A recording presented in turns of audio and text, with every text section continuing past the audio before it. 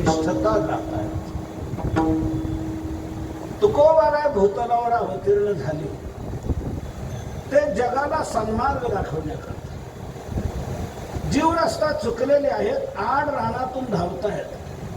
तेव्हा असे आड रानातून धावणाऱ्या जीवांना सन्मार्ग दाखवण्याकरता आम्ही इथे आलो, अशी तुकोबारांची स्पष्ट भाषा आहे. आम्ही वैकुंठ रस्ता दाखवण्याकरता इथे आले, तर त्यांनी रस्ता तरी मग नेमका कोणता दाखवला? तर त्यांनी रस्ता दाखवला तो नामचिंतनाचा. बाबांना नामस्मरण करा, हीच वाट तुम्ही धरा, अन्य वाटांनी जाऊ नका, नका जाऊ आडराणी, ऐशी गरजेती पुराणे. नामचिंतनाचीच वाट धरा, असे वेगवेगळ्या पद्धतीने तुकोबाराय जनतेला समजावून देत आहेत. कधी तुकोबारायांनी या मनुष्य जन्माचं महत्व सांगून लोकांना नामचिंतनाकडे प्रवृत्त करावं. बाबांना आपल्याला हा मनुष्य जन्म मिळालेला आहे आणि याच जन्मात हे भजन घडते, अन्य कुठल्याच जन्मात घडत नाही. याच जन्मे घडे देवाचे भजन, आणि हे ज्ञान नाही कुठे. याच जन्मात हे भजन घडतं, अन्य कुठल्या जन्मात घडत नाही.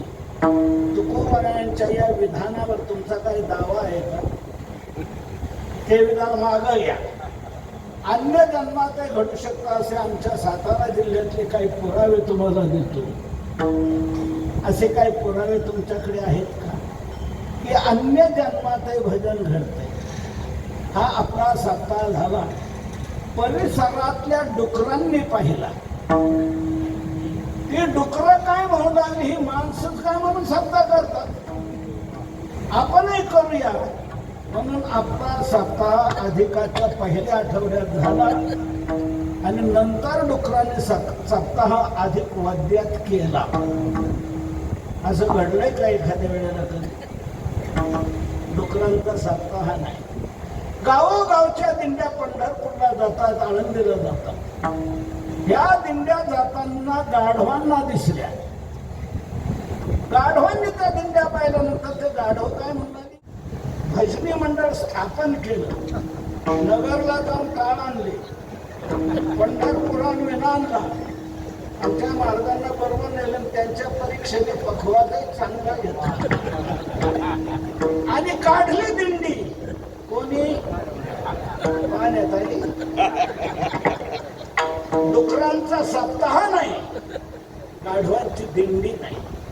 दोन्ही पारायणाला बसलेले कुठे आढळले तुम्हाला? अहो, एक मनुष्य जन्म जर सोडला तर अन्य कोणत्याच जन्मात हे भजन घडत नाही.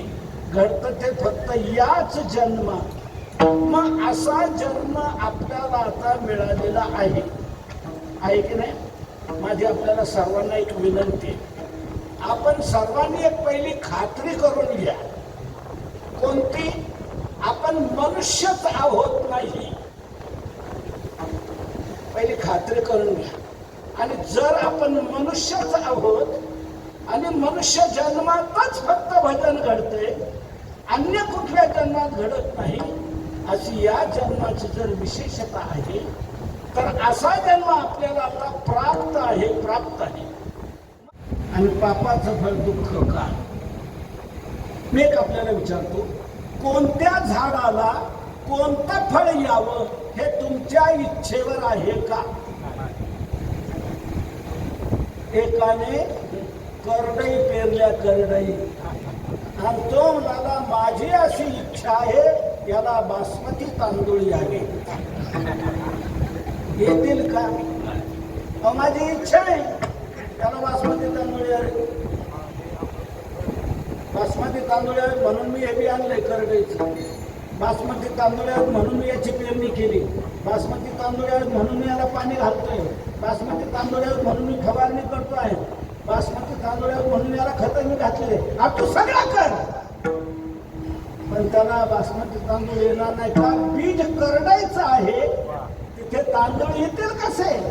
जसं बीज असतं तसं फळ येत असतं.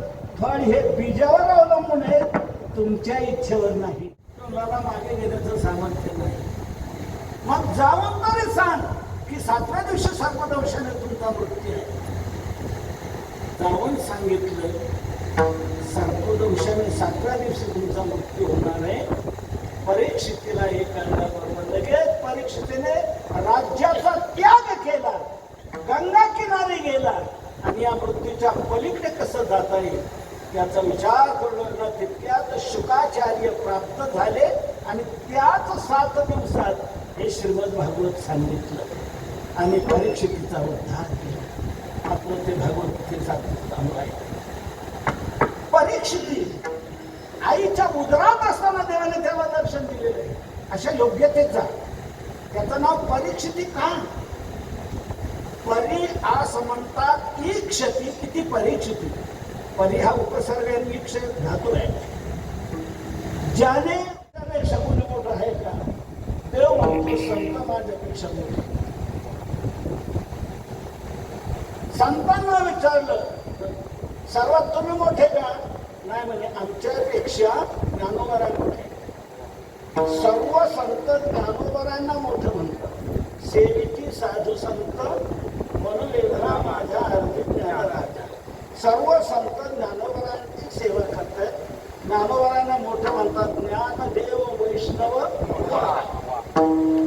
सर्वात मोठे वैष्णव ज्ञानोबर आहे. आता पुढे चला आपण ज्ञानोबरांना विचारू. ज्ञानोबराय तुमच्यापेक्षा मोठं कोणी आहे का? तर ज्ञानोबराय सांगतात तुका सर्वाश्रे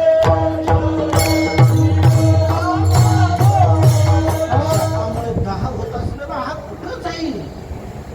काय करावं म्हणून तो रामेश्वर भट्ट आळंदीला गेला. ज्ञानोबरांच्या जवळ धरलं. ज्ञानोबराय त्याला सांगतात रामेश्वरा इथे थांबून उपयोग नाही, तुम्ही देहूला जा, तुकोबारांकडे जा. म्हणे कोण तुकोबार आहे? ज्ञानोबराय म्हणतात तुकोबाराय कोण? म्हणतो तुकोबाराय तुला माहित नाही? अरे तुकोबाराय कोण आहे सांगू? तुकोबाराय सर्वात श्रेष्ठ आहे. आम्हाला ते प्रिय आहेत, सर्वात थोर ते आहेत आणि माझ्या ज्वलक नामदेव यांचा ते अवतार आहे. तुका सर्वात श्रेष्ठ प्रिय माथोर काजो अवतार नाम याचा, त्याची तुझं काही घडली रे निंदा. म्हणून हे बाधा झडली तुझं दर्शनेची तुझ्या दोषा परिहार स्वप्नी सविस्तर सांगितले. ज्ञानोबराने रामेश्वर भट्टाला स्वप्नात सविस्तर सांगितले तू देहूला जा. तुकोबाराय सर्वात श्रेष्ठ आहे. आता सर्वात थोर आहे. आणि दुसरा इथे सांगतो तुकोबारांना कळस म्हटले. काय झाला असेल?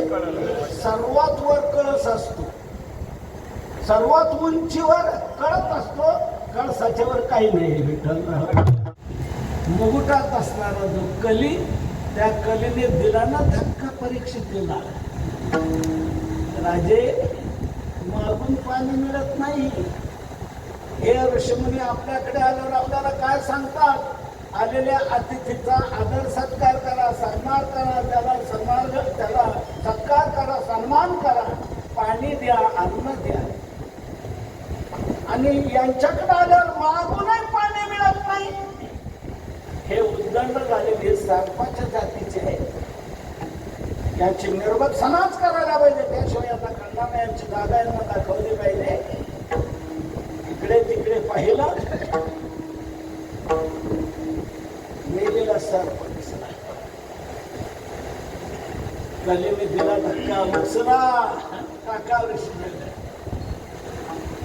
ऋषी मुनींची साधू संतांची आदराने सेवा करणारा राजा परीक्षिती, पण कलेने धक्का दिला आणि त्याला वाम मार्गाला नेलं आणि मेलेला सर्प उचलला आणि परीक्षितीने ऋषीच्या गळ्यात आणला.